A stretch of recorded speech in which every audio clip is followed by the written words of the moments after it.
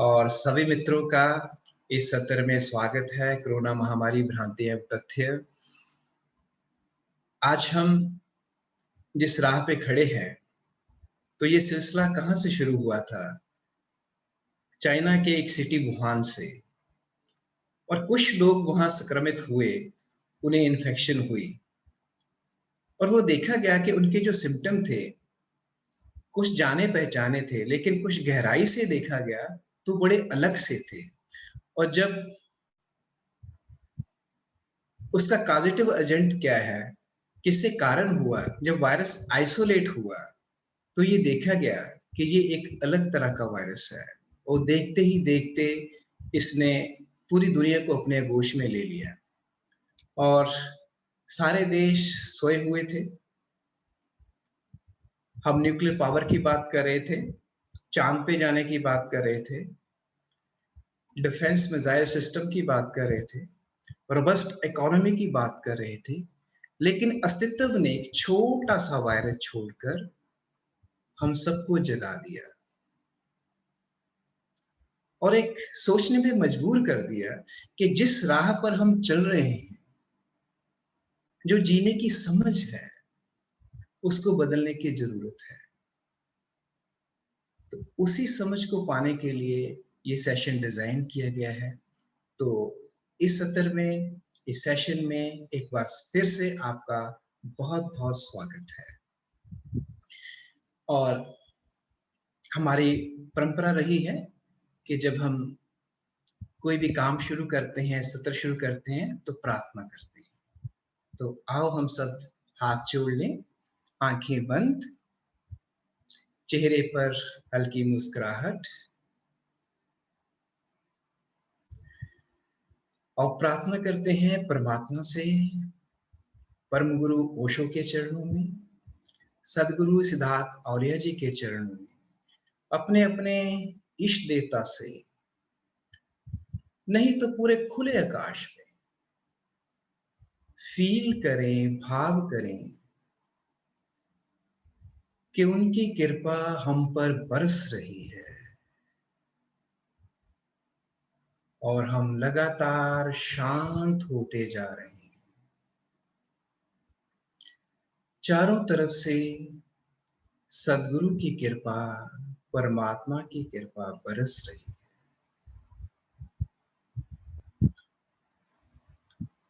और प्रार्थना करते हैं, हे परमात्मा, हे सद्गुरु, हमें वो समझ देना, वो ताकत देना, वो हौसला देना, ताकि हम इस महामारी से लड़ते हुए, इससे गुजरते हुए आगे बढ़ें और विजेता के रूप में उभरें।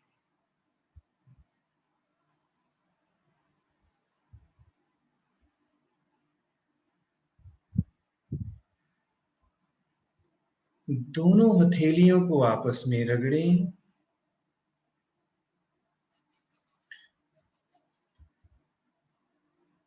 और इससे उत्पन्न हुई शुद्ध ऊर्जा को अपनी आंखों से लगाएं, पूरे शरीर पर लगाएं और धीरे से आंखें खोलें।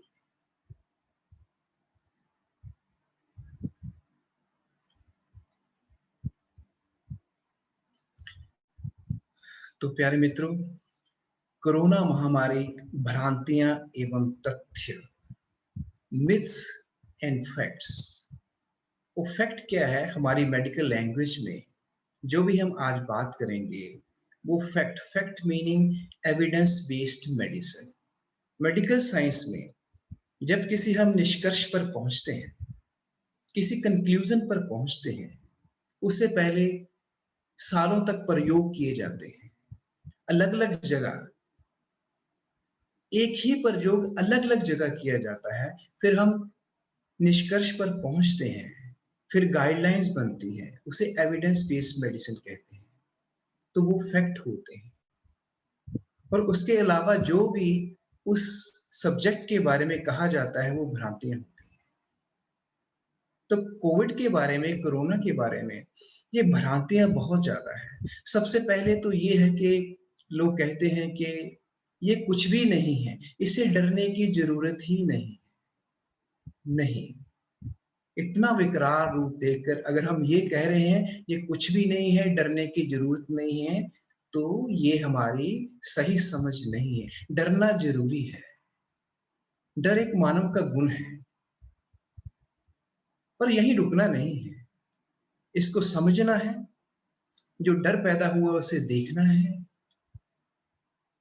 और समझ को बढ़ाते हुए हमने क्या करना है कि इसका मुकाबला करते हुए हम आगे बढ़े। तो वो इंटेलिजेंस है, वो प्रज्ञा है, वो विजडम है। तथ्यों को नकारना विजडम नहीं है। अगर हम इसे स्वीकार नहीं करते हैं तो जो मानव का स्वभाव है उससे हम बहुत दूर चले जाते हैं। तो इंटेलिजेंट व्यक्ति कौन होता है? जो डर को एक्सेप्ट भी करता है, एक्नॉलेज करता है, स्वीकार करता है। डर क्यों है? क्योंकि विकराल रूप आपदा का है। उसको समझते हुए कुछ ऐसा करता है, ऐसे प्रावधान करता है कि उस आपदा से जब हम लड़ते हैं तो वो इंटेलिजेंस है, जो प्रज्ञा है। तो इसको और विस्तार में समझाने के लिए मैं आपको स्लाइड के माध्यम से बताऊंगा। पहले कोरोना के बारे में। कोविड है क्या?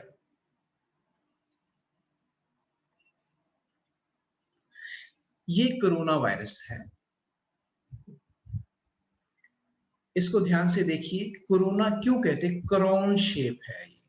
और इस पे जो एस देख रहे हैं, जो एम देख रहे हैं, और जो ई देख रहे हैं, एस स्पाइक मेम्ब्रेन है, एम जो मेम्ब्रेन है, ई एनवेल्प है। ये स्पाइक मेम्ब्रेन और ई ये लिपिड से बना होता है। वो ये स्पाइक जो एस देख रहे हैं, ये इसकी चाबी है। ये चाबी से जब हमारे अंदर जाता है तो हमारी कोशिकाओं के जो दरवाजे हैं उसका ताला खोलता है। वो ताला खोलता हुआ वो अंदर चला जाता है। जो एस है वो चाबी है। तो सबसे पहले जो विश्व स्वास्थ्य संस्था ने 31 दिसंबर 2019 को इसको डिटेक्ट किया था, और 11 मार्च 2020 को इसको महामारी के रूप में घोषित किया, पेंडेमिक घोषित किया। तो ये कोरोना वायरस, इसको नाम दिया गया SARS corona virus 2। SARS means severe acute respiratory syndrome corona virus 2। तो ये थी कुछ बातें वायरस के बारे में। कुछ अपने बारे में बातें। जब हम सांस लेते हैं तो सांस जो विंड पाइप है इसे ट्रेकिया बोलते हैं। ट्रेकिया के रास्ते अंदर चली जाती है, और ट्रेकिया आगे ब्रांचेस में डिवाइड होती है, ट्रिब्यूटरी में डिवाइड होती है, जिसे ब्रोंकाई कहते हैं मेडिकल लैंग्वेज में, ब्रोंक्यूल्स कहते हैं, और लास्ट में एक सैक नुमा, छोटे छोटे गुब्बारे नुमा सैक लगी होती हैं। वो होता है, वो साइट होती है, लोकेशन होती है जहां ऑक्सीजन और कार्बन डाइऑक्साइड एक्सचेंज होती है। जैसे जिसकी ये फोटो आप देख रहे हो, पिक्चर देख रहे हो, जैसे हम ऑक्सीजन लेते हैं, इनहेल करते हैं, एयर में ऑक्सीजन होती है। ऑक्सीजन जब अंदर जाती है तो ये सैक के ऊपर ब्लड वेसल होते हैं, रक्त कोशिकाएं होती हैं। रक्त कोशिकाओं और ये सैक एल्वियोलाई है, उसके बीच कार्बन डाइऑक्साइड और ऑक्सीजन का आदान प्रदान होता है। जो ऑक्सीजन है वो सैक से वो ब्लड में चली जाती है, और जो ब्लड में कार्बन डाइऑक्साइड होती है सारे शरीर में इकट्ठा करके ब्लड यहाँ लाता है, वो कार्बन डाइऑक्साइड वो बाहर चली जाती है, और जब सांस छोड़ते हैं कार्बन डाइऑक्साइड बाहर चली जाती है। तो इसको और विस्तार से समझाने के लिए एक वीडियो के जरिए देखेंगे हम ये कैसे होता है। तो जैसे मैंने कहा कि सांस जब हम लेते हैं, ये ट्रेकिया है, ट्रेकिया के आगे ब्रोंकाई है, ब्रोंक्यूल्स है, और लास्ट में क्या है? सैक्स लगे होते, छोटे छोटे बलून लगे होते, गुब्बारे नुमा चीज। लगी होती हैं, उसके ऊपर ब्लड वेसल्स होते हैं, वहां से गैस एक्सचेंज होती है। ये वीडियो के जरिए हम फिर से देखेंगे।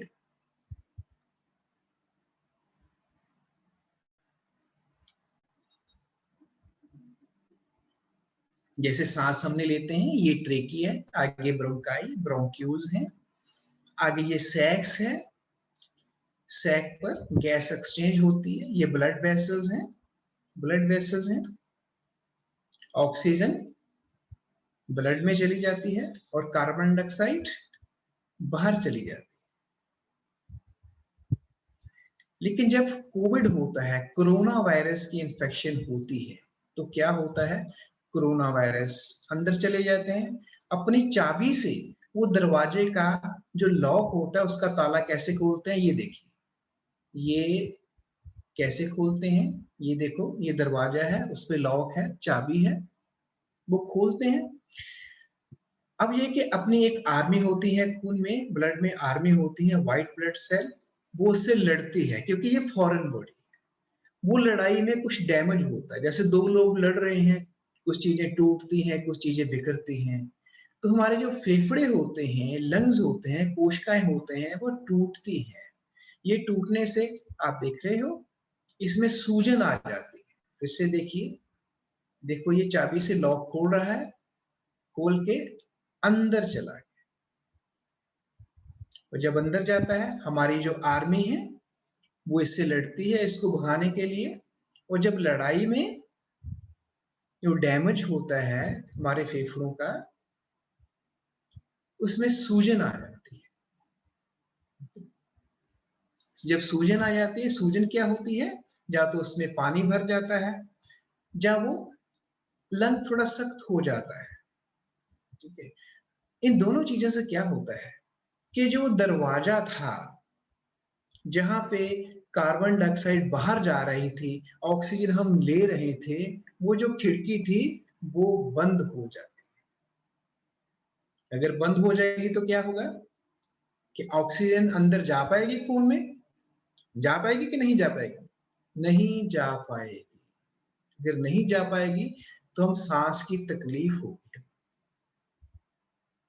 और खून में ऑक्सीजन कम हो जाएगी। और इसके अब ये है कि ये तो वायरस के बारे में बताया। वो वायरस कितने तरह के होते हैं, अलग अलग तरह के वायरस होते हैं। ये अलग अलग वेरिएंट होते हैं वायरस के।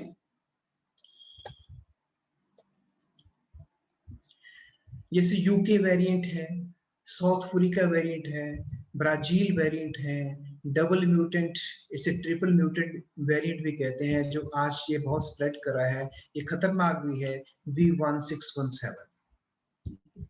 तो ये अलग अलग वेरिएंट होते हैं। वेरिएंट क्योंकि ये वायरस आरएनए वायरस है, ये खुद जिंदा नहीं रह सकता, इसको थोड़ा मशीनरी चाहिए जिंदा रहने के लिए। तो जो मशीनरी जिंदा रहने के लिए वो क्या है, वो आदमी की यूज करता है। वो अंदर जाके जब मल्टीप्लाई करता है तो बहुत फास्ट कॉपियां इसकी निकलती हैं। इतनी फास्ट होने से कहीं ना कहीं कमी रह जाती है, तो उसे म्यूटेंट कहा जाता है, म्यूटेशन कहा जाता है। थोड़े गलत तरीके से अरेंजमेंट के जीन हो जाती है, उसे म्यूटेंट कहा जाता है। या तो फिर वायरस मर भी सकता है, या और विकराल रूप धारण कर सकता है।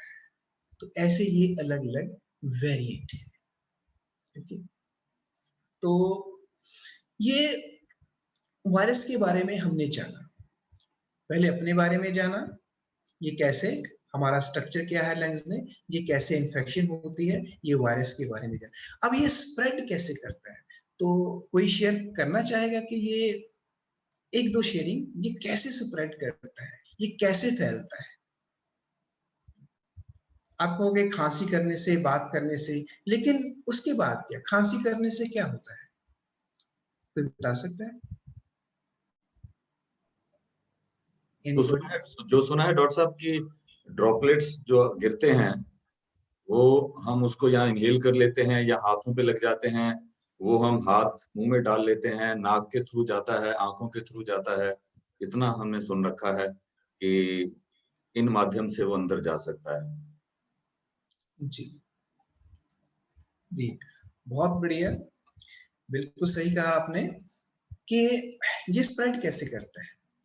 ये स्प्रेड जब कोई इन्फेक्टेड हो जाता है, इन्फेक्टेड व्यक्ति के पास हम जाते हैं, ठीक है, और इन्फेक्शन कैसे होती है, या तो नाक के जरिए, या मुंह के जरिए, आंखें के जरिए वायरस हमारे अंदर चला जाता है। जब इन्फेक्टेड व्यक्ति के पास कोई जाता है तो वो इन्फेक्टेड व्यक्ति खांसी करता है, बात करता है, स्नीजिंग करता है, तो वायरस ड्रॉपलेट के जरिए बाहर निकलता है। हमारे सलाइवा में जो थूक होता है, ड्रॉपलेट होते हैं, बड़े छोटे छोटे ड्रॉपलेट होते हैं, ड्रॉपलेट में वायरस होता है, वो उससे वो सफर करता हुआ वो आगे चला जाता है, तो हमारे तक पहुंच जाता है। ठीक है, जब हम इन्फेक्शन हमारे को हो जाती है तो हम क्या करते हैं, जब खांसी करते हैं तो हम नेचुरल एक रिफ्लेक्स है, हाथ आगे रखते हैं हम, तो खांसी करते हैं, वो हाथ पे आ जाता है, तो हाथ किसी से बनाते हैं, वायरस वहां चला जाता है। या फिर कुछ हम कोई सरफेस को टच करते हैं और दूसरा व्यक्ति भी उस सरफेस को टच करता है, वायरस ऐसे फैल जाता है। तो ये तो था कि वायरस फैलता कैसे है, स्प्रेड कैसे करता है। अब है इससे बचाव कैसे किया जाता है। अगर हमें ज्ञान है कि ये स्प्रेड कैसे करता है, तो हम इससे कैसे बच सकते हैं। एक सोशल डिस्टेंस रख के, एक दूसरे से दूर रह के सोशल डिस्टेंस रखना है। सोशल डिस्टेंस नहीं कहना चाहिए, फिजिकल डिस्टेंस रखना है। सोशल डिस्टेंस तो ऐसा होता है कि आप मन में कोई भाव है, प्यार है, वो खत्म हो गया, वो नहीं, एक फिजिकल डिस्टेंस। और सेंटर फॉर डिजीज कंट्रोल कहता है कि एटलीस्ट 6 फीट डिस्टेंस। और उसके बाद हमने खांसना है या स्नीज करनी है तो कवर करके, और ये तरीका है खांसना स्नीज करने का, और टिश्यू पेपर से साफ करके हमने डस्टबिन में डालना है। मास्क हमेशा पहनना है, आंखों को, नोज को, माउथ को, चेहरे को टच नहीं करना है बिना हाथ धोए, बिना सैनिटाइजर के साफ किए। सरफेसेस को क्लीन करना है, और जहां तक हो सके घर में ही रहिए। जब जरूरी हो फिर ही बाहर निकलिए, और हाथों को वॉश करना है सोप से, पानी से, और सैनिटाइजर से भी साफ कर सकते हैं। लेकिन ये चीजें तो आप करते रहे हैं, लेकिन फिर भी वायरस इतनी तेजी से फैला है, जो सेकंड वेव आपने देखा है कितनी तेजी से फैला है। वो इसका रीजन ये है कि हमारी जो पॉपुलेशन डेंसिटी है, इस सबको कोविड एप्रोप्रिएट बिहेवियर कहते हैं। कोविड एप्रोप्रिएट बिहेवियर को वो नेगेट कर सकती है हमारी जो पॉपुलेशन डेंसिटी है। तो इसीलिए वैक्सीन बहुत जरूरी है। हम वेट कर रहे थे कि हर्ड इम्यूनिटी अपने आप आएगी, सबको इन्फेक्शन हो जाएगी, फिर हर्ड इम्यूनिटी आएगी, उसके बाद वायरस रुक जाएगा, लेकिन ये हुआ नहीं। तो इसलिए वैक्सीन बहुत जरूरी है सबके लिए लेना। अब ये है कि हमें पता चल गया स्प्रेड कैसे होता है, ठीक है, और इसको स्टॉप कैसे करना है, लेकिन कुछ और भी चीजें हैं। देखिए, जब हम खांसते हैं, ठीक है, खांसते हैं तो सेंटर फॉर डिजीज कंट्रोल तो कहता है कि 6 फीट तक ड्रॉपलेट जाते हैं, उससे आगे नहीं जाते, ठीक है। लेकिन जो एरोसोल होते हैं, एरोसोल ड्रॉपलेट से भी बहुत स्मॉल साइज के होते हैं, माइक्रोन साइज के होते हैं, वो बहुत दूर तक जा सकते हैं। ये देखा गया है कि 22 से 26 फीट तक भी जा सकते हैं, और उनमें भी ड्रॉपलेट बड़े छोटे छोटे, जिसे एरोसोल कहते हैं, वो हो सकते हैं, और वायरस इतनी ट्रेवल कर सकता है इतनी दूर। और इसीलिए साइंटिस्ट एक्सपर्ट कहते हैं कि एयर में सस्पेंडेड रहता है, इसीलिए जहाँ एयर वेंटिलेशन बहुत जरूरी है। तो 6 फीट का जो डिस्टेंस है, जो सेंटर ऑफ डिजीज कंट्रोल ने रखा होता है, हो सकता है कि इसके ये डिस्टेंस ज्यादा होना चाहिए, क्योंकि ये डिस्टेंस रखते हुए भी हमने देखा है कि कोविड, कोरोना फैलता है, ठीक है। तो इसलिए मास्क बहुत जरूरी है।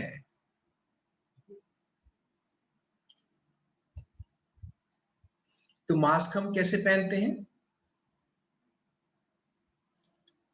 आप सभी ने देखा होगा कि हम गले के ऊपर पहन लेते हैं, अपने माथे पे लगा लेते हैं, और बहुत बार देखा है 80% लोग जो मास्क पहनते हैं वो नोज को कवर नहीं करते हैं, या सिर्फ नोज ही कवर होता है। जैसे दूसरा सिर्फ चिन पे होता है, ठोडी पे होता है, कानों पे लटका लेते हैं, और ये देखिए आर्म पर भी होता है ऐसे। तो एक बार देख रहा था कि मैं एक वो व्यक्ति था, मास्क से गरम-गरम चाय को पकड़कर पी रहा था। एक ये भी देखो, ऐसा भी लोग करते हैं। तो मैंने पूछा ये क्या कर रहे हो? तो जस्टिफिकेशन कैसे देते हैं? जस्टिफिकेशन बड़ी अच्छी देते हैं, देखो ये इससे गर्म हो जाएगा और गर्म होने के बाद वायरस मर जाएगा, तो स्टरलाइट हो जाएगा, फिर मैं पहन लूँगा। तो मुझे एक बात वो याद आई कि बेवकूफ़ों के परिवार की। तो एक बेवकूफ़ वो खाना खा रहा था, रोटी खा रहा था, दाल से रोटी खा रहा, तो दाल बार-बार गिर रही थी नीचे। तो किसी ने पूछा, "भाई साहब आप खाना खा रहे हो, रोटी खा रहे हो, दाल बार-बार गिर रही है, ज़रा ध्यान से।" उसने देखा, अच्छा ठीक है, दाल गिर रही। कहते नहीं, मैं तो गिरा-गिरा के ही खाता हूँ। तो जो जस्टिफिकेशन, हम तो दाल गिरा-गिरा के ही खाते हैं। तो ऐसा नहीं है। जो मास्क जब पहनना है, मास्क पहनना बहुत ज़रूरी है, उसका प्रॉपर तरीका है। मास्क पूरी तरह नोज़ को कवर करना है, कैसे हमने मास्क लगाना है। 3 तरह के मास्क आते हैं, एक N95 मास्क आता है। N95 मास्क 90% जो है कोरोना वायरस को अंदर जाने से रोक देता है। ये 5 लेयर और 6 लेयर मास्क होता है। इसके ऊपर एक क्लिप लगा होता है। इसके क्लिप लगा होता है, और क्लिप को नोज के ऊपर रखना है, उल्टा नहीं लगाना है ऐसे। तो 90% ये वायरस को फिल्टर कर देता है। उसके बाद ये ट्रिपल लेयर मास्क है, ये 89% वायरसेस को फिल्टर करता है। अगर घर का कॉटन मास्क है तो उसकी एफिकेसी सिर्फ 50% ही है। और अगर घर में आपके पास मास्क नहीं है, जब वो डबल मास्क लगाते हैं घर में, तो इसकी एफिकेसी ट्रिपल लेयर मास्क तक पहुंच जाती है, 89-90%। तो हम घर में अगर मास्क नहीं है ट्रिपल लेयर N95, तो हम cotton mask, double layer cotton mask भी लगा सकते हैं। तो हाथ धोने का, जब हाथ धोते हैं सैनिटाइजर से या सोप एंड वाटर से, क्या होता है, जो मेम्ब्रेन होती है, जो स्पाइक होता है, जो एनवेल्प होता है, जैसे कोरोना वायरस का, वो लिपिड से बना होता है। जब सैनिटाइजर से हाथ साफ करते हैं, एटलीस्ट 70% अल्कोहल होनी चाहिए, वो लिपिड को डिसॉल्व कर देती है, और वायरस की जो कवरिंग है वो टूट जाती है। वायरस का अंदर का जो जेनेटिक मटेरियल बाहर आ जाता है, वायरस मर जाता है। ऐसे ही हाथ धोने से होता है। सोप में कुछ हाइड्रोफिलिक सब्सटेंस होता है, वो लिपिड से जुड़ जाता है मेम्ब्रेन से, जुड़ते ही उसको तोड़ देता है, और वो वायरस मर जाता है। और हाथ धोने का एक और भी फायदा है कि फिजिकली वो पुश कर देता है, soap and water physically virus को हाथों से रिमूव कर देता है। ठीक है, तो इसीलिए मास्क पहनना चाहिए, क्योंकि 6 फीट डिस्टेंस ज्यादा हो सकता है ये एप्रोप्रिएट ना हो, वायरस से दूर भी जा सकता है, तो बड़ा सही तरीके से पहनना चाहिए। दूसरा, सैनिटाइजर और सोप एंड वाटर से हाथ बार बार धोने चाहिए, खास करके जब हम बाहर से आए, किसी से हम मिले। तो अब हमने वायरस के बारे में जाना, अपने बारे में जाना, ये स्प्रेड कैसे करता है, कैसे हम इसको रोक सकते हैं। ठीक है, मोस्ट इंपोर्टेंट क्या है, मास्क पहनना, हाथ धोना, सैनिटाइजर से हाथ साफ करना, और वैक्सीनेशन। और भी कोविड एप्रोप्रिएट बिहेवियर में और भी चीजें आती हैं, जैसे हमने डिस्कस किया। ये आपने सब कर लिया, लेकिन फिर भी इन्फेक्शन हो गई, वायरस ने आपको पकड़ लिया, तो कैसे पहचान करेंगे, कौन से सिम्टम है, कौन से लक्षण है? तो इसके बारे में हमें जागरूक रहना है। सिम्टम से ही पता चल जाएगा कि कोविड वायरस है। तो अब हम सिम्टम देखेंगे, लक्षण देखेंगे, कौन कौन से लक्षण है जिससे हमें पता चल जाता है कि कोविड हमको हो गया है। 3 खास बड़े कॉमनेस्ट इसके लक्षण हैं। अगर आपको बुखार हो गया है, सूखी खांसी है और थकान है, तो खतरे की घंटी आप समझ लिए कि बजना शुरू हो गई है। 3 लक्षण है, ठीक है। बुखार क्यों होता है? क्योंकि जब वायरस अंदर जाता है, अपने फेफड़ों में जब इन्फेक्ट करता है, उस पर अटैक करता है, हमारी आर्मी है, आर्मी उससे लड़ती है, दोनों में मुकाबला होता है, हार्ट में लंग्स में सूजन आ जाती है, सूजन से कुछ ऐसे इंटरमीडिएट केमिकल निकलते हैं जो हमारी बॉडी का टेम्परेचर बढ़ा देते हैं। अब खांसी क्यों होती है? जब वायरस अंदर जाता है, अपनी जो म्यूकोजा है, अंदर की जो लेयर है, उसको इन्फ्लेमेशन हो जाती है। ये फॉरेन बॉडी है, अपनी बॉडी कहती है कि फॉरेन बॉडी को बाहर निकाला जाए, वो खांसी होती है इरिटेशन से, क्योंकि म्यूकोजा अपनी है वो सूजी हुई है। फिर थकान हो जाती है, थकान जो इंटरमीडिएट है वो सारी बॉडी में फैल जाती है, थकान हो जाती है। इसी तरह गंध नहीं आती। जब हमारी नेजल म्यूकोजा, नाक में जो म्यूकोजा है, अंदर सरफेस है, लेयर है, वो सूजन आ जाती है, तो हमें गंध आना बंद हो जाती है। हमारी इसलिए नाक बंद हो जा सकता है, इसलिए आंखों में लाली हो सकती है, गले में खराश हो सकती है, सिर दर्द हो सकता है, पूरी शरीर में पीड़ा हो सकती है, त्वचा पे दाने निकल सकते हैं, उसका कलर चेंज हो जाता है, जिसे हम रैश कहते हैं, लाल लाल स्पॉट हो सकते हैं, ठीक है। और जब जीआईटी में, जब आंतड़ियों की तरफ जाना शुरू होता है, जीआईटी में, फूड पाइप में जब जाना शुरू हो जाता है, हमें उल्टी आ सकती है, मितली आ सकती है, मतली आ सकती है, दस्त लग सकते हैं, और ठंड और चक्कर आना, ये सारे लक्षण हैं। यूके वायरस है, जो यूके वायरस, वो शुरुआत ही उसकी डायरिया से होती है, गैस्ट्रिक अपसेट होता है, दस्त लगना शुरू होता है यंग पेशेंट, ठीक है। ये सारे लक्षण हैं। लेकिन हो सकता है ये लक्षण ना, कुछ और लक्षण भी हो जो आपने सोचा ही नहीं है। इसके अलावा ये तो कॉमन गिने जाते हैं, वो पकड़ में आ जाते हैं कि हाँ ये लक्षण है, कोरोना हो सकता है, कोविड हो सकता है। लेकिन इसके अलावा भी, जैसे सांस में कठिनाई आना, तो ठीक बात है, लेकिन ये हो सकता है, ये कॉमन सिम्टम में आ सकता है। यही सिम्टम सिर्फ हो सकता है, कोई सिम्टम नहीं, सिर्फ सांस, ब्रेथलेसनेस, सांस में तकलीफ, एक यही हो सकता है। जब बहुत सीवियर होती है डिजीज, तो भूख नहीं लगती है, भ्रम की स्थिति, कंफ्यूजन होती है। कंफ्यूजन क्यों होती है? मान लो कि ये बड़ी, जब बीमारी गंभीर होती है, हमारा ब्लड प्रेशर गिर सकता है, तो हमें कंफ्यूजन क्या होती है? हमें टाइम का पता नहीं लगना, किससे बात कर रहे हैं, कौन है, ये कंफ्यूजन हो सकती है, हम किस प्लेस पे, हमारी लोकेशन क्या है, तो ये बहुत सीवियर सिम्टम है, ये हो सकते हैं।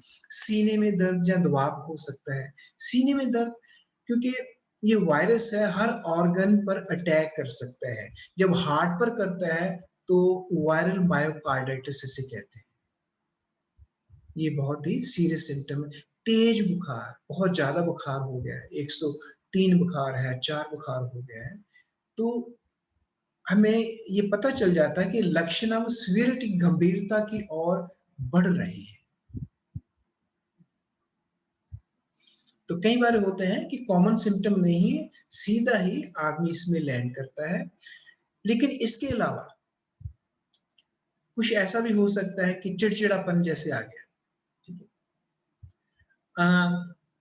आप में जो होश की थोड़ी सी कमी, आप कॉन्शियसनेस की कमी हो गई, आप चिंता करने लगे, नींद नहीं आ रही है, मूड लो हो गया है, फिर न्यूरोलॉजिकल कॉम्प्लिकेशन, तंत्रिका संबंधी जटिलताएं हैं जो न्यूरोलॉजिकल कॉम्प्लिकेशन कहते हैं। ये कॉम्प्लिकेशन कई बार आदमी स्ट्रोक से प्रेजेंट करता है, ब्रेन में सूजन आ जाती है, डिलीरियम बहुत ही विचलित हो जाता है और बिल्कुल बेहोशी छा जाती है, तो डिलीरियम हो जाता है।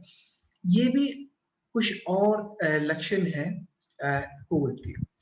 और इसके अलावा कुछ एटिपिकल सिम्टम है। एटिपिकल जैसे मैंने आंख में लाली हो गई, मैंने मेंशन किया है, जैसे घुटनों के नीचे दर्द होना शुरू हो गया, ठीक है। कोई भी ऐसा सिम्टम जो पहले नहीं हुआ है और आपको बड़ा अजीब सा लग रहा है, ये कोविड हो सकता है। कोई भी ऐसा लक्षण है जो पहले नहीं हुआ, आपको बड़ा अजीब सा लग रहा है, इस पर आप डॉक्टर की सलाह जरूर लीजिए, उनके साथ संपर्क कीजिए, उनके साथ डिस्कस कीजिए कि कहीं ये कोविड तो नहीं है। अगर ये है, ये लक्षण है, कॉमन लक्षण है, या कुछ सीवियरिटी भरे लक्षण है, गंभीरता भरे, या फिर एटिपिकल है, कुछ ऐसे लक्षण है कि ये पहले हुए ही नहीं, अजीब सा लग रहा है, तो आप अपने डॉक्टर से संपर्क कीजिए और अपना टेस्ट कराइए। लोग टेस्ट नहीं कराते, क्यों नहीं कराते हैं? बड़ी बड़ी भ्रांतियां हो सकती हैं, ये डर भी हो सकता है कहीं पॉजिटिव ही ना आ जाए, लेकिन ये समझते हैं ये तो नॉर्मल खांसी है, ये नॉर्मल थकान है, नॉर्मल बुखार है, ये तो पहले भी होता था, टेस्ट कराने की जरूरत नहीं। इससे देर हो सकती है। जैसे मैंने कहा था कि सही समय पर सही फैसला ही जिंदगी को बचा सकता है। अगर देर हो जाती है तो उसके बाद बहुत देर हो सकती है। ये लक्षण आते ही आपको अपने डॉक्टर से संपर्क करना है। और ये लक्षण पहले दिन जब आते हैं तो इसका मतलब है लगभग 5 दिन पहले आप किसी के संपर्क में आ चुके हो जिसको कोविड था। इसीलिए ये बहुत जरूरी है। तो टेस्ट हमने जरूर कराना है। जो टेस्ट क्या है, 2 तरह के टेस्ट ये प्रचलित हैं। पहले rapid antigen test. Rapid antigen test आधे घंटे में ही आपको रिपोर्ट मिल जाती है। जो सैंपल लेते हैं, नाक से सैंपल लेते हैं या फिर मुंह से लेते हैं, गले से सैंपल लेते हैं या फिर दोनों से ले तो बहुत बढ़िया होता है। तो आधे घंटे में रिपोर्ट आ जाती है। अगर पॉजिटिव है तो आप पॉजिटिव हो। एंटीजन क्या होता है? एंटीजन वायरस का मटेरियल होता है, वो एक किट के जरिए उसको हम पकड़ लेते हैं और वो रेड लाइन आ जाती है। अगर पॉजिटिव आ गया है तो आप कोविड पॉजिटिव हो। अगर नेगेटिव आ गया है तो ये गारंटी नहीं है कि आप नेगेटिव हो। उसके बाद अगर सिम्टम है, लक्षण है, तो हमने एक डेफिनेट टेस्ट कराना है, आरटी-पीसीआर टेस्ट कराना है। Reverse transcription polymerase chain reaction, ये आरटी-पीसीआर टेस्ट हमने कराना है। अगर लक्षण नहीं है, आपने वैसे ही लक्षण नहीं है, तो हमने वॉच करना है कि हमें लक्षण आए तो नहीं। अगर आए हैं तो फिर इमीडिएटली आरटी-पीसीआर कराना है। इसकी रिपोर्ट कम से कम 8 घंटे बाद आती है। बहुत से सेंटर अगले दिन देते हैं या उससे भी अगले दिन। हमारे यहाँ टेस्ट होता है, सुबह टेस्ट करते हैं, शाम को रिपोर्ट मिल जाती है, पता चल जाता है पॉजिटिव है या नेगेटिव है। तो टेस्ट जरूर करवाना है। अब मान लो कि पॉजिटिव कोई व्यक्ति हो जाता है, अब क्या करना है? ये मन में ख्याल रखना है, ये तथ्य को आपने ये देखना है कि अगर पॉजिटिव है, 80% इन्फेक्शन तो माइल्ड ही रहती, हल्की सी होती है। 15% सीवियर हो जाती हैं, गंभीर हो जाती हैं, इसमें निमोनिया हो जाता है और सांस लेने में तकलीफ।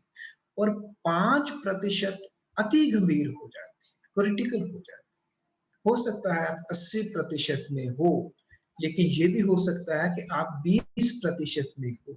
और 20% कम नहीं होता जब अपनी पॉपुलेशन को हम देखते हैं तो। ये देखिए, आपको मान लो यह सिम्टम आए हैं, पहले इसे 0 डे भी बोला जाता था। सिम्टम जब आते हैं 0 डे, आप सिंपली डे 1 भी बोल सकते हैं। जब आपको सिम्टम आते हैं तो मान के चलिए कम से कम मीन टाइम कम से कम 2 दिन, ज्यादा से ज्यादा 14 दिन पहले आप एक व्यक्ति के संपर्क में आ चुके हो जिसको कोविड था। 2 दिन से लेके 14 दिन, उसका मीन जो होता है वो 5.1, 5 दिन लगभग, 5 दिन लगभग उस संपर्क में इसको इंक्यूबेशन पीरियड बोलते हैं। 2 दिन बाद भी सिम्टम, जब सिम्टम आते हैं तो हमने अपना टेस्ट करवाना है। और सिम्टम जब आते हैं, बुखार शुरू होता है, खांसी शुरू होती है, बॉडी एक शुरू होती है, तो ऐसा ऐसा ये बढ़ते हैं, क्योंकि थोड़ा सा समय लगता है वायरस को नाक से, गले से लंग्स तक जाने का। 5वें दिन ये वायरस अपने लंग्स तक, फेफड़ों तक पहुंच जाता है, तो सिम्टम जो लक्षण की तीव्रता बढ़ती है। अगर आप 20% में हो, अगर 80% में हो तो माइल्ड ही रहते हैं, तीव्रता नहीं बढ़ती है। और इसमें 5वां दिन होता है, ये बहुत ही क्रूशियल होता है, लेकिन उसका जो खबर है 2 दिन पहले आना शुरू हो जाती है कि आप एक इमरजेंसी में लैंड कर रहे हो।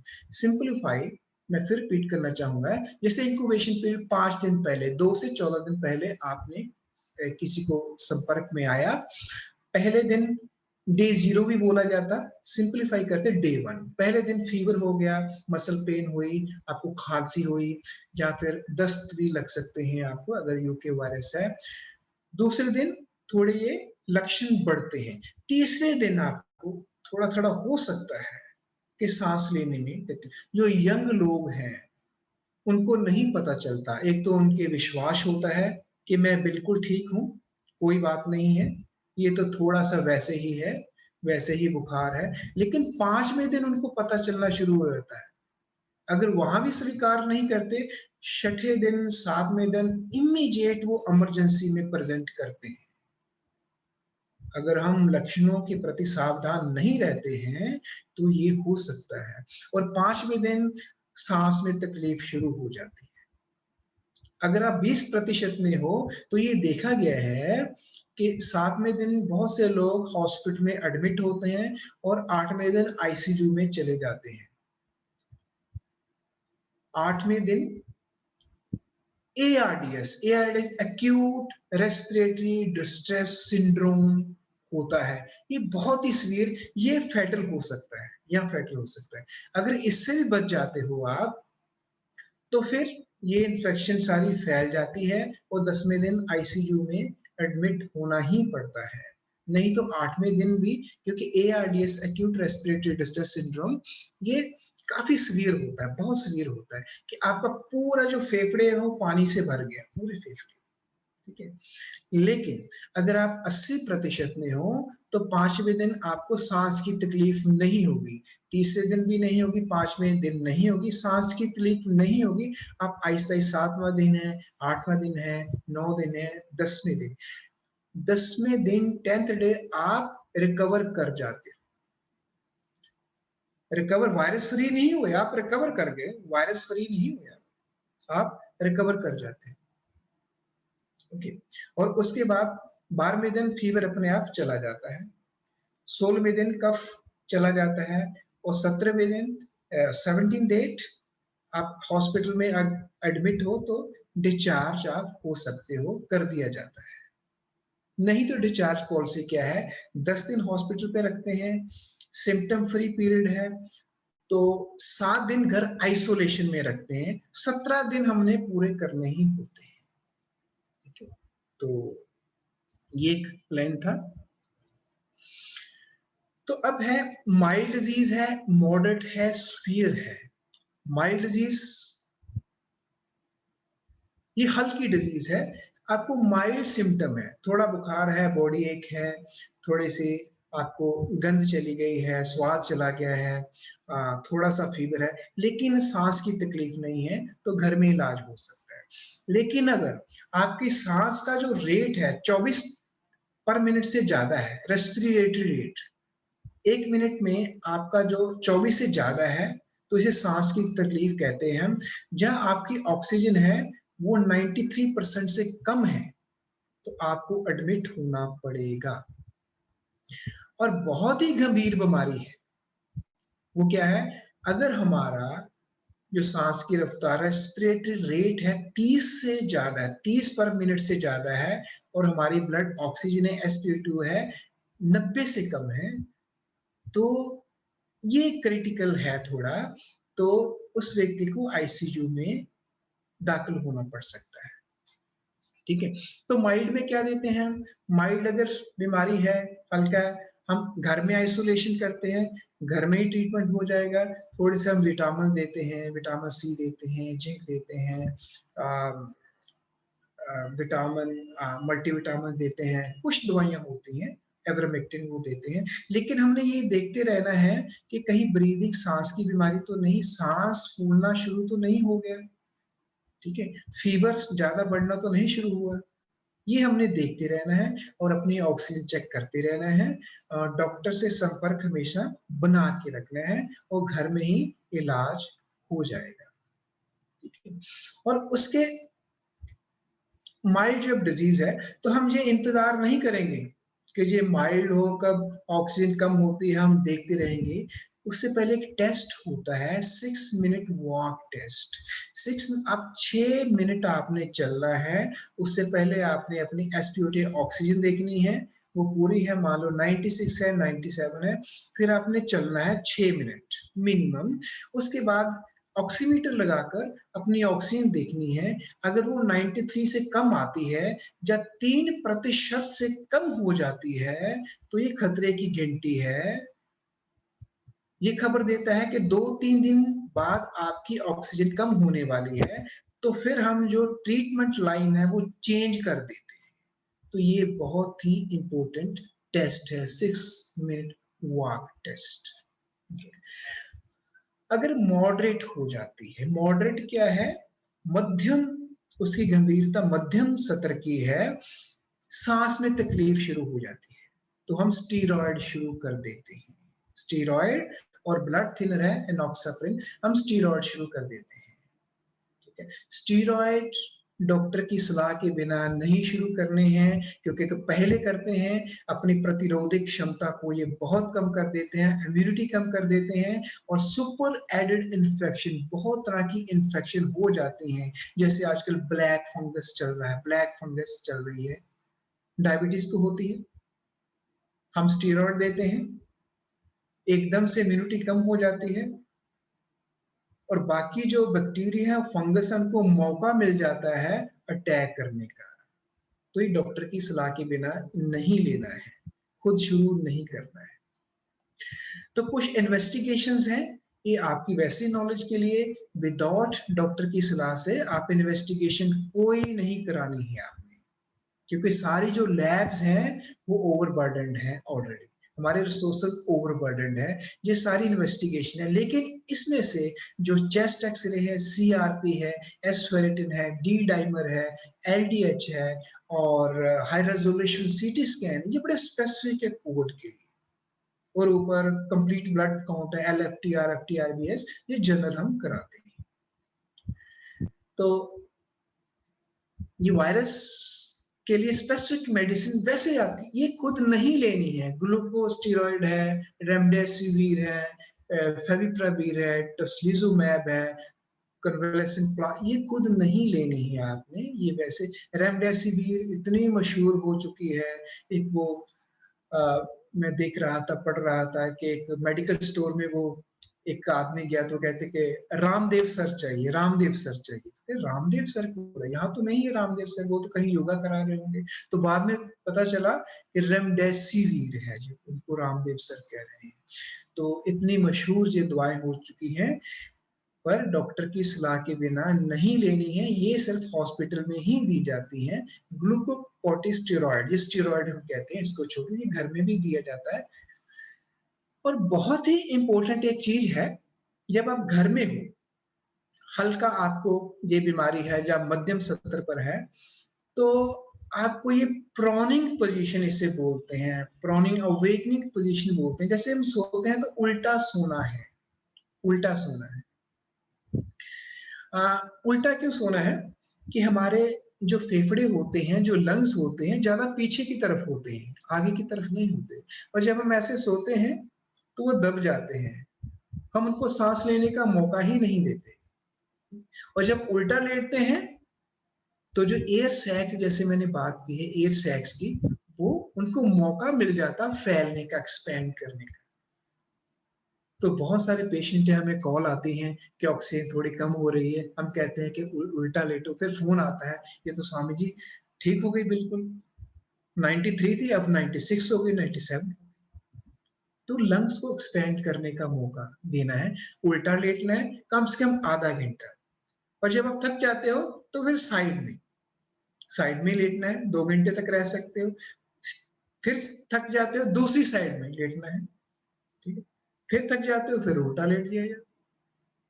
तो ऐसे आप साइकिल में करते हो तो आपकी ऑक्सीजन बनी रहती है। लक्षण हम देखते रहते हैं, डॉक्टर्स के संपर्क बनाए रखना है।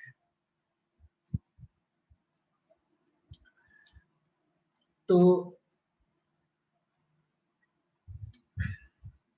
ये है प्रॉनिंग पोजीशन। तो ये हमारा प्लान क्या रहता है, जब भी किसी को कोविड हो जाता है माइल्ड, 10 दिन बाद वो रिकवरी हो जाती है। 10 दिन बाद अगर 3 दिन में कोई भी फीवर नहीं, कोई सिम्टम नहीं है, तो उसको हॉस्पिटल से डिस्चार्ज कर दिया जाता है। लेकिन टोटल 7 दिन हम पूरे करते हैं, 17 दिन बाद वायरस फ्री, 10 दिन बाद रिकवरी, 17 दिन बाद वायरस फ्री। लेकिन कोई भी टेस्ट नहीं करना है, दोबारा टेस्ट नहीं करना है। अगर मॉडरेट है तो भी यही हम प्लान फॉलो करते हैं।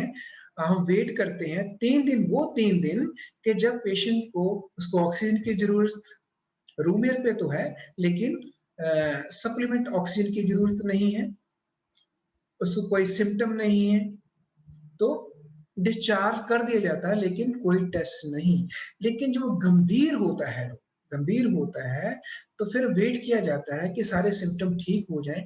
उस केस में टेस्ट कर सकते हैं, टेस्ट करके और उसके बाद सारे सिम्टम रिलीव हो जाएं, सारे लक्षण चले जाएं, फिर डिस्चार्ज किया जाता है। इसका यही है, 10 दिन में रिकवरी, 7 दिन में वायरस फ्री, टेस्ट नहीं कराना है दोबारा, जरूरत नहीं है।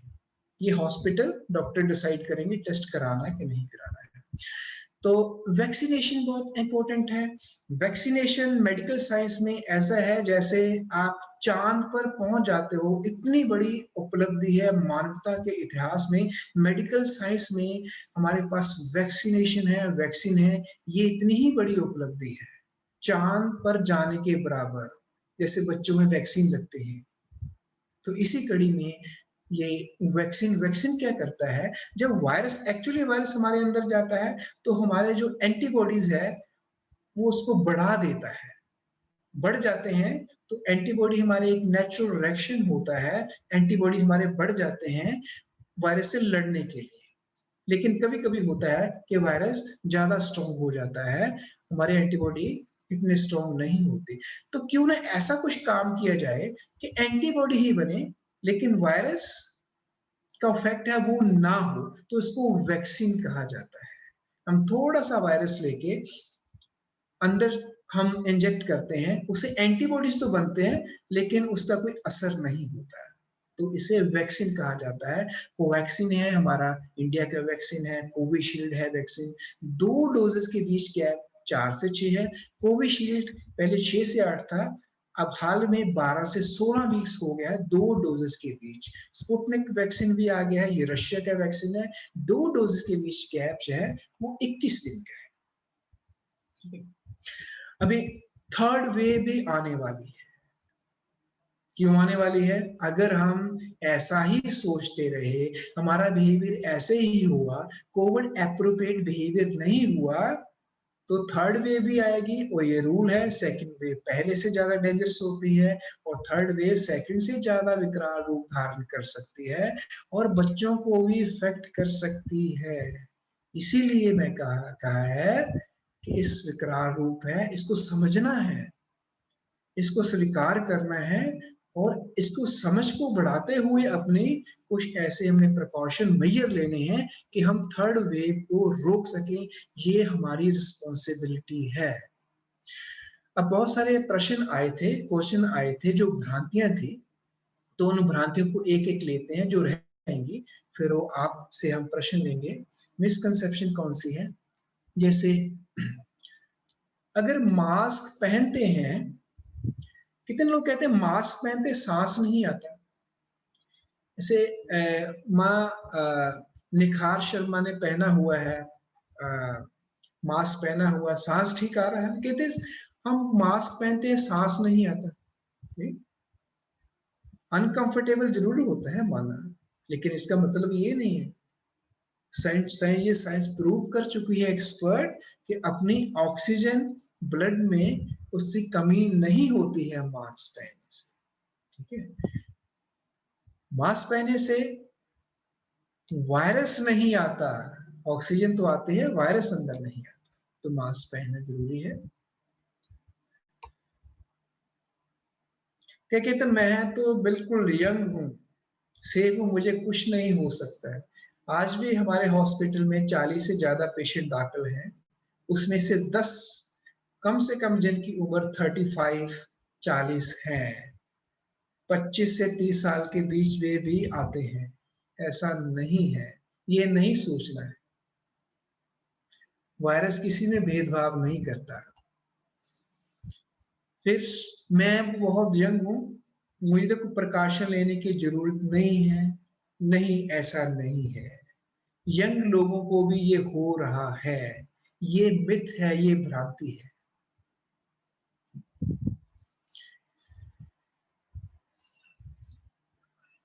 Inhaling steam can kill the virus. हम ज्यादा स्टीम इनहेल करेंगे तो वायरस किल हो जाएगा। स्टीम लेनी अच्छी बात है। स्टीम लेने से हमारे जो अंदर म्यूकस है वो लूज होती है। जो इरिटेशन है म्यूकोजा में वायरस के कारण, इन्फेक्शन के कारण, उसको सूदिंग फीलिंग मिलती है। लेकिन इसका मतलब ये नहीं कि वायरस का ट्रीटमेंट हो जाता है। कई लोग इस तरह इतनी गर्म स्टीम लेते हैं कि वो जल भी सकते हैं, जलन भी हो सकती है।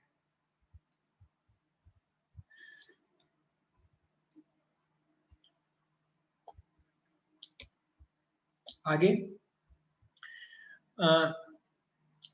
हम कोलाइडल सिल्वर से, विटामिन से, टी से, एसेंशियल ऑयल से हम इन्हें ट्रीट कर सकते हैं। तो एक मैं पढ़ रहा था, वो डॉक्टर के पास पेशेंट जाता है कि डॉक्टर साहब मैं क्या करूं कि मुझे कोविड ना हो, मुझे क्या करना चाहिए?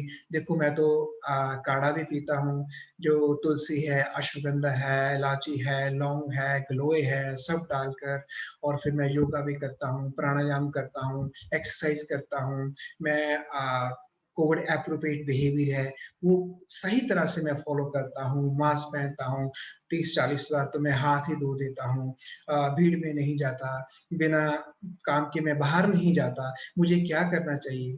तो डॉक्टर साहब कहते हैं सब तो आप कर रहे हो, लेकिन आजकल थोड़ा विटामिन में, मैं विटामिन भी लेता हूँ, कैल्शियम ले रहा हूँ, विटामिन सी ले रहा हूँ, मैं जिंक ले रहा हूँ। अच्छा ठीक है, तो चलो आज आप ये थोड़ी सी, मैं तो एससीक्यू भी ले रहा हूँ, हाइड्रोक्सीक्लो, एवरमेक्टिन, डॉक्सीसाइक्लिन, एंटीबायोटिक भी मैंने शुरू कर दी है। अच्छा, तो चलो ठीक है, लेकिन वैक्सीनेशन लो, वैक्सीन वैक्सीन मैंने दोनों डोजेज लगवा ली है, तो मुझे क्या करना चाहिए? तो डॉक्टर साहब ने कहा आपको तो बस आराम करना चाहिए, आप अमर हो, आपकी मृत्यु तो आप नाभि में तीर लगने से ही हो सकती है। तो इतना ज्यादा चीजें हम लेते हैं भ्रांतियों से। व्हाट्सएप पे बहुत सारे पेशेंट ऐसे आते हैं हमारे पास, इनके साइड इफेक्ट से, ऐसे जिंजर है, लेमन है, हनी है, इंडियन स्पाइस है, अच्छी कोई भी चीज है थोड़ी सी, वो मेडिसिन है, बहुत मात्रा में जहर बन जाता है। ठीक है, तो कोई भी ये चीज है वायरस को खत्म नहीं कर सकती। क्लैपिंग हैंड्स कहीं कहते हैं, उससे वाइब्रेशन पैदा होती है, क्लैपिंग हैंड करते हैं, या फिर रिलीजियस चैंट, हम मंत्र बोलते हैं तो उससे वायरस भाग जाता है। वायरस को इसका कुछ पता नहीं चलता, वायरस इतना स्मॉल है, इतना छोटा है, 20 माइक्रोन कहते साइज है, 20 माइक्रोन। हमारा जो एक बाल है, बाल का साइज छोटा, वो भी 60 से 100 माइक्रोन होता है। तो इतना छोटा, इसको कुछ पता नहीं चलता, तो इससे वायरस पर कोई इफेक्ट नहीं पड़ता है। फिर कहते हैं कि अभी तो गर्मियां बहुत आने वाली है, या आ चुकी है, आगे आ जाएगी तो वायरस मर जाएगा। ऐसा नहीं होता है। कितनी भी ठंड हो, चाहे वो कनाडा हो, चाहे वो अरब कंट्री हो, वायरस पे कोई असर नहीं हुआ। और जब हमारी बॉडी, हमारा बॉडी का टेम्परेचर तो सेम ही रहता है, थोड़ा बहुत 1-2 डिग्री आगे बढ़ता है। तो बहुत बार में क्लाइमेट है, जो वेदर है, उसकी ट्रांजिशन ऊपर नीचे हो सकती है। ऐसा नहीं है कि वायरस को मार दे। ये सारी भ्रांतियां हैं, ठीक है। और भी बड़े सारे प्रश्न आए थे, क्वेश्चन आए थे। और भी आपकी भ्रांतियां हो सकती हैं, आप क्वेश्चन आंसर सेशन में आप जरूर पूछिएगा। एक सबसे ज्यादा इंपॉर्टेंट घर में क्या है, अगर वायरस सबको पकड़ लेता है तो सबसे इंपॉर्टेंट चीज SpO2 है। जो सैचुरेशन है हमारी, ब्लड की सैचुरेशन है, वो सबसे इंपॉर्टेंट है। ये हमारी 94 से ऊपर ही होनी चाहिए। इसे अगर कम है तो आप अपने डॉक्टर से संपर्क करना है। अगर कम है तो कई बार होता है कि प्रोब हमारी अच्छी तरह से नहीं लगती, आप उंगली को चेंज करके देखिए। कई बार इमीडिएट हमें कॉल आते हैं कि बहुत कम हो गई है, ये बदल रही है 91, 92। दो चीजें हैं, एक तो आपने अपनी उंगली को बदल के देखिए, अच्छी तरह प्रोब लगनी चाहिए। दूसरा, उसकी वैल्यू को स्टेबल होने दीजिए। जब स्टेबल हो जाती है तो वो आपकी असली सैचुरेशन है। अगर ये बहुत इंपॉर्टेंट है तो इसके लिए आपको घर में क्या रखना पड़ेगा, ऑक्सीमीटर रखना पड़ेगा। अगर नहीं है, हमने इंतजार नहीं करना है कि ये लक्षण आए, पहले ही रखना पड़ेगा। सभी अपने पास ऑक्सीमीटर रखना है सबको। और कौन सी चीजें हैं जो हमने अपने पास रखनी है घर में? बीपीप्रेटिस होना चाहिए, थर्मामीटर होना चाहिए। 3 चीजें हैं, पल्स ऑक्सीमीटर, बीपीप्रेटिस, थर्मामीटर हमारे घर में होना ही चाहिए। और कैसे मेजर करना है इन अपने वाइटल्स को, ये हमें पता होना चाहिए। और ऑक्सीजन कंसेंट्रेटर है, ये थोड़ा महंगा आता है, जैसे 5 लीटर की कैपेसिटी 80,000 के करीब आती है, 10 लीटर की कैपेसिटी भी आती है। ऑक्सीजन कंसेंट्रेटर अगर हमारे घर में है, क्योंकि जैसे मैं कहता हूँ कि बेड की कमी है, वेंटिलेटर की कमी है, बाईपैप की कमी है, ऑक्सीजन की कमी है हमारे हॉस्पिटलों में, अगर ये है तो अगर आपकी 90 ऑक्सीजन है, इमीडिएट ये 96 तक कर देता है ऑक्सीजन कंसेंट्रेटर।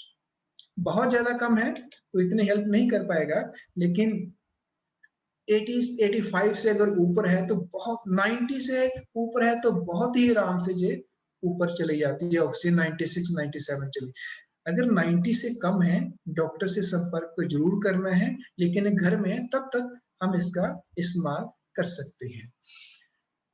कब हॉस्पिटलाइज हमने नहीं होना है और कब हमने होना है? कब हमने हॉस्पिटलाइज होना है, कब हमने नहीं होना है? अभी मैं बताया, वैसे मैंने कब हॉस्पिटलाइज होना है, माइल्ड क्या है, मॉड, कोई बता सकता है कि मैंने क्या बताया था? एक ही शेयरिंग अगर जल्दी है तो, कि कब बताया था मैंने कि समय कब काफी है जी, हॉस्पिटल? समय काफी हमारे पास है जी, अभी आधा घंटा है हमारे पास, तो ये समय काफी है हमारे क्योंकि पास। मैं प्रोफेसर भी हूँ, तो मैं देखना भी चाहता हूँ कि नहीं, पार्टिसिपेंट कितना हम सीखे आपको हैं। बहुत अनम्यूट करेंगे, आप अपना हाथ खड़ा कर दें या बहुत इस पे बहुत क्लिक कर इम्पोर्टेंट दें। है। मैंने बताया है कब जी आपको घर में ही रहना है, कब आपको हर्षित हॉस्पिटल में दाखिल होना है। जी, हर्षित जी, हरीश जी ने हाथ खड़ा किया, उनको अनम्यूट करें। हरीश जी अनम्यूट करें और उसके बाद गोयल जी। हाँ स्वामी जी, 90% जब हमारी ऑक्सीजन कम होगी तो एडमिट होना है। कितनी परसेंट? 90% से कम होगी तो एडमिट होना है, और 90 से 93 के बीच में होगी तो डॉक्टर से कंसल्ट करना है। जी 94। प्रणाम आचार्य जी। जी जी जी जी। ऑक्सीजन लेवल बहुत कम हो रहा हो तब। बहुत कम क्या होता है? 93 से कम। 93 से कम। हमारी जो और कोई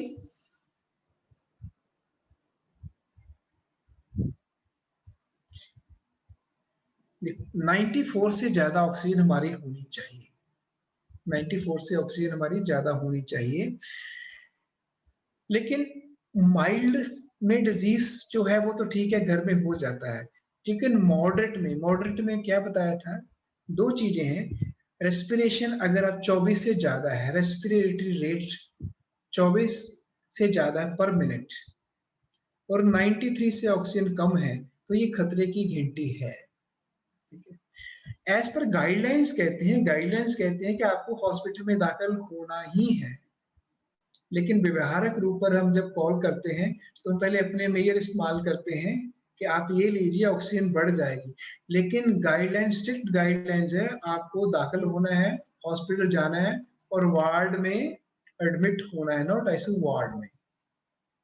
ये गाइडलाइंस ये भी कहती है कि अगर माइल्ड घर में आइसोलेशन आप में हो, सिर्फ हल्की सी डिजीज है, इन्वेस्टिगेशन भी करानी है आपको, ब्लड काउंट कराना है, चेस्ट एक्सरे कराना है, सारी इन्वेस्टिगेशन करानी है। लेकिन जो व्यवहारिक है अब, तो माइल्ड में हम बड़ी इन्वेस्टिगेशन करवाते हैं, या जहां संभव हो बेसलाइन हम ले लेते हैं। लेकिन गाइडलाइन यही कहती है आपको संपर्क करना है और हो सके तो हॉस्पिटल पहुंचना है। किस केस में? मान लो अगर डायबिटिक हो, आपको ब्लड प्रेशर है, आपको किडनी की डिजीज है, आपको लिवर की डिजीज है, तो आप 93 से कम ऑक्सीजन है, जो 94 से कम ऑक्सीजन है, आप घर नहीं रह सकते, आपको एडमिट होना है। एज 60 साल से ऊपर है तो आपको एडमिट होना ही है।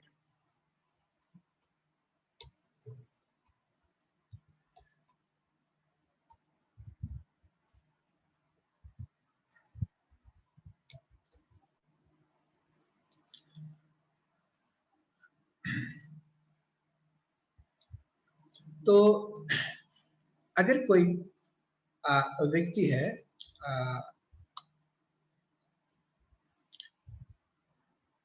कोविड पॉजिटिव है, अगर हम उसके कांटेक्ट में आ जाते हैं तो क्या करना है? हमें पता चल गया, हम बात कर रहे थे, चाय पी रहे थे, तो उसके बाद में पता चला वो कोविड पॉजिटिव है। तो आपको मैंने बताया है एक्सपोजर के 2 से 14 दिन, लगभग 5 दिन मीडियम, उसके बाद में लक्षण आ सकते हैं।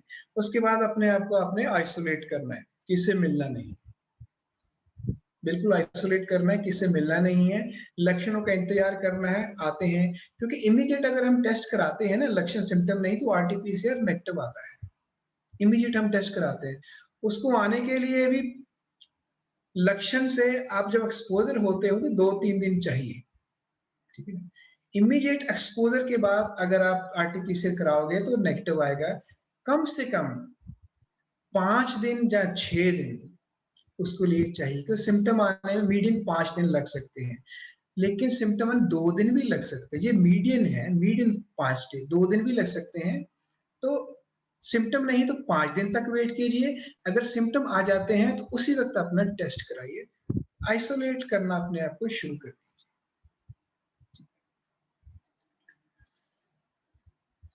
तो अगर कोविड पॉजिटिव पेशेंट है तो कितनी देर बाद वो दूसरों के संपर्क में आ जाता है? तो मैंने क्या कहा था, कितनी देर बाद हम रिकवर कर जाते हैं और कितनी देर बाद वायरस फ्री हो जाते हैं? कौन बताना चाहेगा? ये प्रोफेसर हैं, टेस्ट भी लेते हैं कि कितने लोग समझे हैं। तो अजय जैन जी ने हाथ खड़ा किया है। अजय जैन जी, अपने आप को अनम्यूट करें जी। 17 डेज 17 डेज में हम वायरस फ्री हो जाते हैं, ठीक है, और 10 दिन में रिकवर कर जाते हैं। लेकिन 10 दिन बाद, क्योंकि आपको सिम्टम नहीं, कम से कम आपने 3 दिन रुकना है, जब सिम्टम फ्री है हम 3 दिन रुकना है, और 17 डेज के बाद वायरस फ्री हो जाता है। और ये भी कुछ केसेस में आपका टेस्ट पॉजिटिव ही आ जा सकता है, लेकिन हम मान के चलते हैं कि वो वायरस का रेमिनेंट है, किल्ड वायरस अंदर है, वो किसी को नुकसान नहीं पहुंचाएगा, किसी को इन्फेक्शन नहीं होगी 17 दिन बाद। लेकिन ये जरूर है 10 दिन बाद तो आपने आइसोलेट रहना है, लेकिन जब संपर्क में है ना, कम से कम 3 दिन वो होने चाहिए जो आपको कोई भी आपको सिम्टम नहीं है, ठीक है। तो 17 दिन में ये हो जाता है, और हो सकता है 14 दिन बाद ही ऐसा समय आ जाए कि आपको 3 दिन सिम्टम नहीं है तो आप संपर्क में आ सकते हो, लेकिन 10 दिन से पहले नहीं।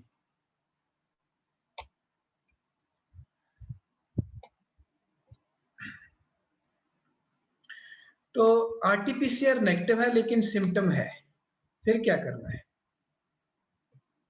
आरटीपीसीआर नेगेटिव सिम्टम, अगर सिम्टम है तो अपने आप को पॉजिटिव ही समझना है, टेस्ट का इंतजार नहीं करना है,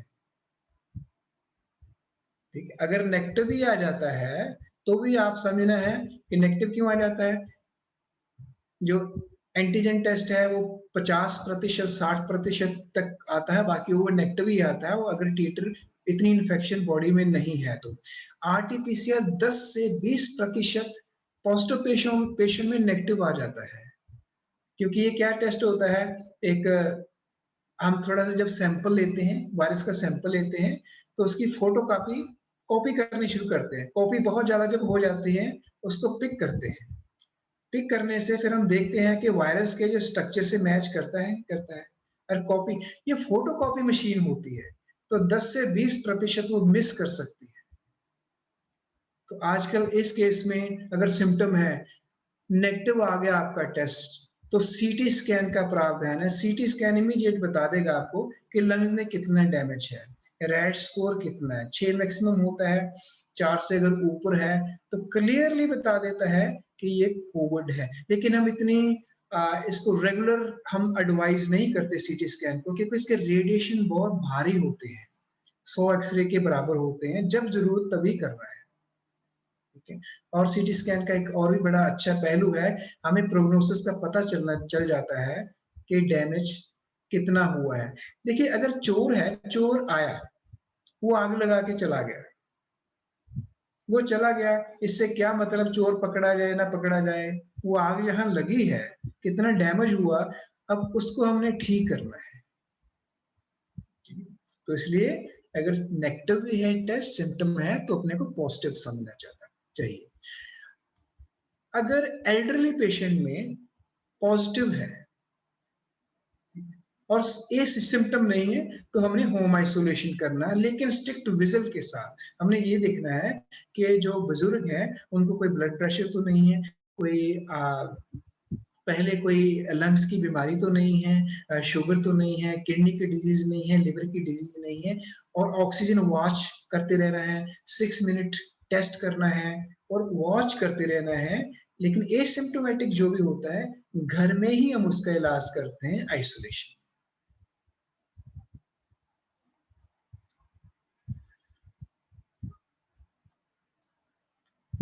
तो हमने कहा था कि हाँ ये तो वायरस कोई हानि नहीं पहुंचाता, उनको ही नुकसान पहुंचाता है जिनकी एज ज्यादा है, जिनको ब्लड प्रेशर है, जिनको शुगर है, जिनको किडनी डिजीज है, जिनको हार्ट डिजीज है।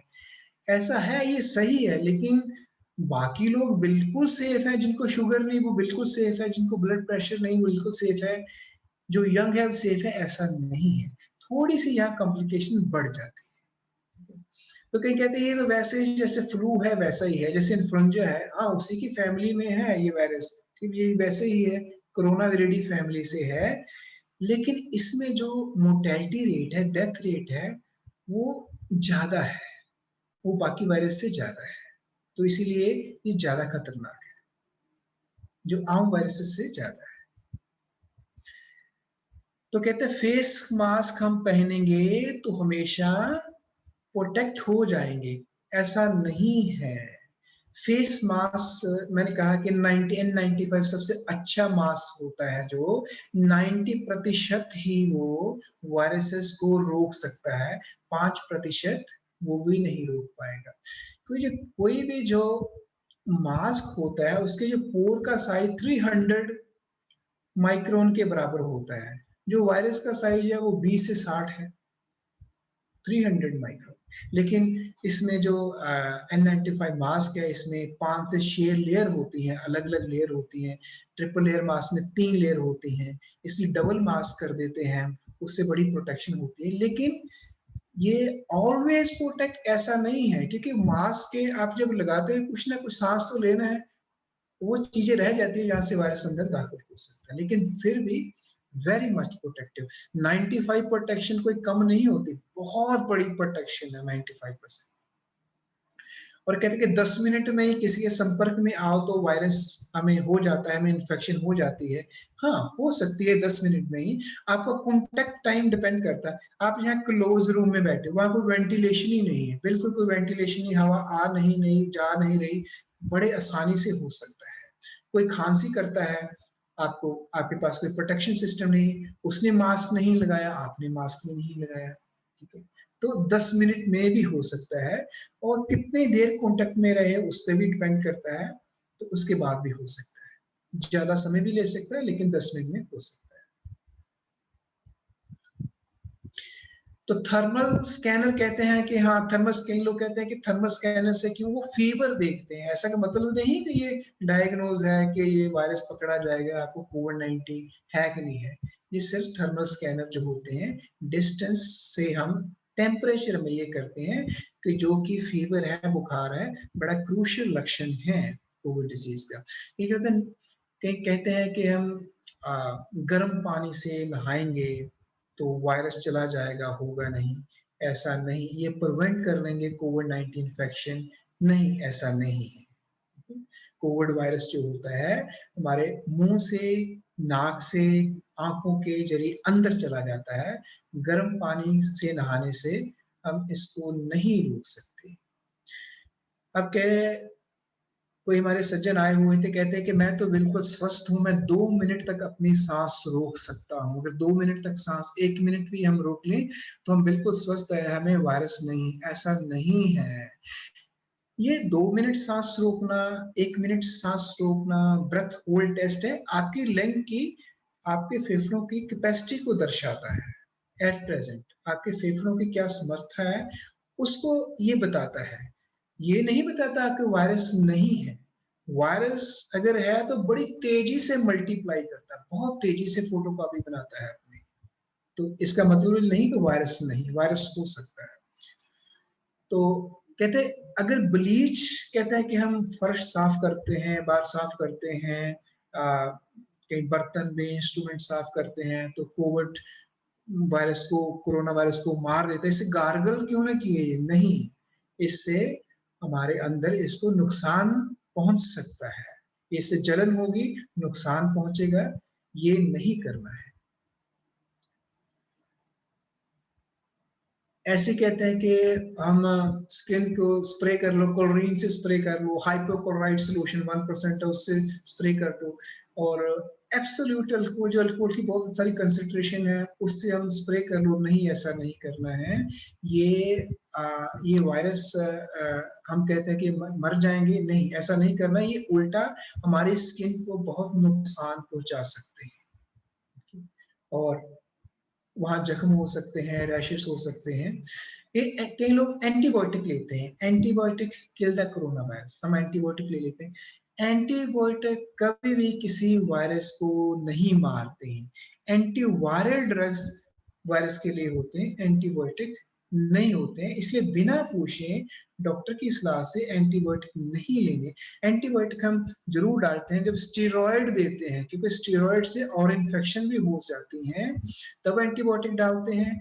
नहीं तो पहले भी शुरू कर देते हैं, क्योंकि जो वायरस है, हमारी इम्यूनिटी पहले थोड़ी कम हो गई है, वायरस अटैक करता है और इम्यूनिटी को कम कर देता है, और इन्फेक्शन भी हो सकती है, और ना हो जाए तो कभी कभी एंटीबायोटिक देते हैं, लेकिन जो वायरस को नहीं मारती है।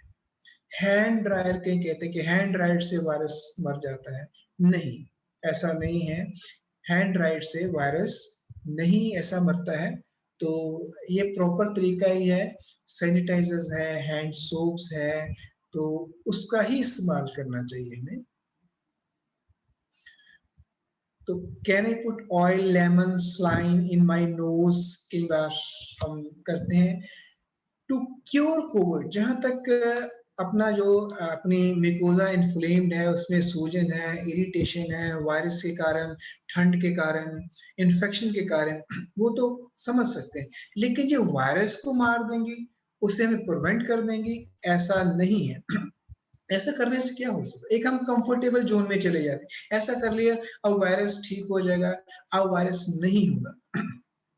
ऐसा करने से हम वो कोविड एप्रोप्रिएट बिहेवियर है, वो नहीं अपनाते, दूर चले जाते हैं और खुद ही खुद वायरस को इनवाइट कर देते हैं। ये नहीं करना है।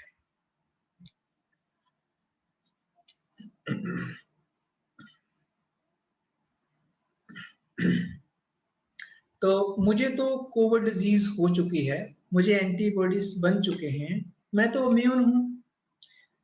जब कोविड डिजीज होती है, वो नेचुरल इम्यूनिटी आती है। नेचुरल इम्यूनिटी ज्यादा देर तक नहीं रह सकती। हमने ये देखा है, कईयों में आती ही नहीं, कईयों में 15 दिन, मैक्सिमम 2 मंथ, और कुछ लोगों में नहीं आती है। नेचुरल इम्यूनिटी है, बहुत कम समय तक रहती है। लेकिन जो इम्यूनिटी वैक्सीन से आती है, वो अक्वायर्ड इम्यूनिटी होती है, वो लंबे समय तक चलती है। दूसरा है कि मैं तो नेगेटिव हूं और मुझे तो कोई इन्फेक्शन नहीं, ऐसा नहीं, जैसे मैंने पहले बताया। नेगेटिव हो तो अगर सिम्टम है तो आप, इन्फेक्शन तो है ही, अगर सिम्टम नहीं है तो ये हमेशा रखना कि हाँ, मैं किसी के संपर्क में आया था, वो पॉजिटिव आया है, मेरा टेस्ट नेगेटिव, लेकिन मैं पॉजिटिव हो सकता।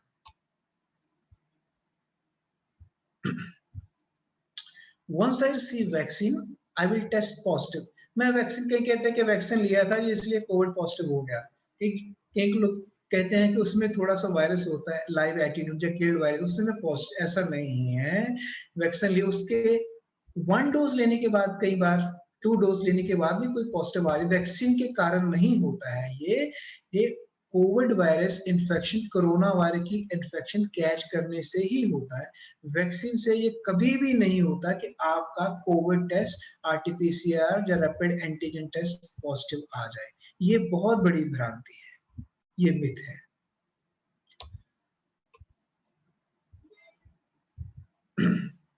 मुझे एलर्जी है, मैं वैक्सीन नहीं लेना है। बहुत से लोगों से पूछता, आपने वैक्सीन क्यों नहीं लिया? मुझे एलर्जी है। उस एलर्जी में नहीं लेना है। कभी आपको एनाफिलैक्टिक शॉक होता है, मान लो पेनिसिलिन से जैसे होता था, कोई आपको कोई ड्रग है किसी फूड से, इमीडिएट बेहोश हो गए, सांस रुक गया, ब्लड प्रेशर नीचे चला गया, हार्ट बीट बहुत ज्यादा बढ़ गई, इसे एनाफिलैक्टिक शॉक कहते हैं। Emergency, immediate emergency. अगर पहले कभी ऐसको आपको हुआ है कोई, तो फिर अवॉइड कर सकते हैं। लेकिन सिंपल आपको फूड की एलर्जी है, किसी थोड़ी बहुत मेडिसिन से कोई एलर्जी हो गई, किसी पोलन ग्रेन से, किसी एनवायरनमेंट से एलर्जी है, आप, मैं नहीं लेना चाहिए, ऐसे नहीं है। कोई कॉन्ट्रा इंडिकेशन नहीं है, आपको वैक्सीन लेना है।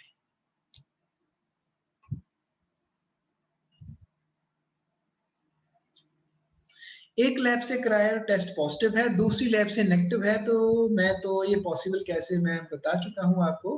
हमने सैंपल कैसे लिया है, अगर सैंपल गलत लिया तो नेगेटिव आएगा, सैंपल सही भी लिया है, लैब में प्रोसेस कैसे किया, 8 घंटे लगते हैं, बड़ी कॉम्प्लिकेटेड प्रोसीजर है इसका, आपने कर भी लिया। फिर आरटीपीसीआर मशीन है, फोटोकॉपी मशीन है, 10% वो मिस कर देती है। इसलिए नेगेटिव होने का अर्थ ये नहीं कि आप नेगेटिव हो सकते हो, इसलिए दूसरे में पॉजिटिव भी आ सकता है।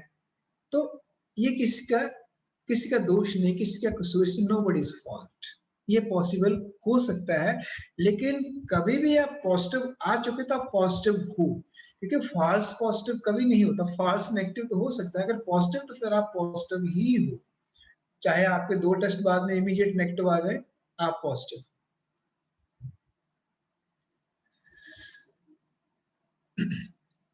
I have already been diagnosed with COVID-19, so I don't need to receive the vaccine. ऐसा नहीं हो, जैसे मैंने कहा है कि जो नेचुरल इम्यूनिटी है बहुत थोड़े समय तक रहती है, जो अक्वायर्ड इम्यूनिटी है वो लंबे समय तक चलती है।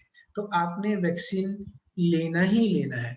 तो इसमें 2 चीजें हैं, मान लो आपको कोविड, इस वक्त कोविड पॉजिटिव है, अब तो क्या वैक्सीन आपको लेना चाहिए कि नहीं लेना चाहिए?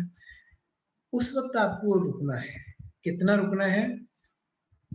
सिंपल, पहले पूरी तरह आप वायरस फ्री होना है आपको, उसमें 17 दिन भी लगते हैं, प्लस सिम्टम फ्री भी होना है। कई लोग वायरस फ्री होने के बाद भी आपको थोड़ा-थोड़ा रहता है, बॉडी दर्द रहती है, कुछ रहता है, ऐसा रहता है। तो वो जब आप रिकवर कर गए हो तो आपने वैक्सीन लेना, वो 14 दिन भी हो सकते हैं, 17 दिन भी हो सकते हैं, वो 25 दिन भी हो सकते हैं, वो 30 दिन भी हो सकते हैं। अगर कोई सिम्पटम नहीं है, कोई भी सिम्पटम 17 दिन आपने पूरे कर लिए, कोई सिम्पटम नहीं आ रहा, हफ्ते से नहीं आ रहा, 17 दिन आपने वैक्सीन ले लेना है, ज्यादा वेट नहीं करना।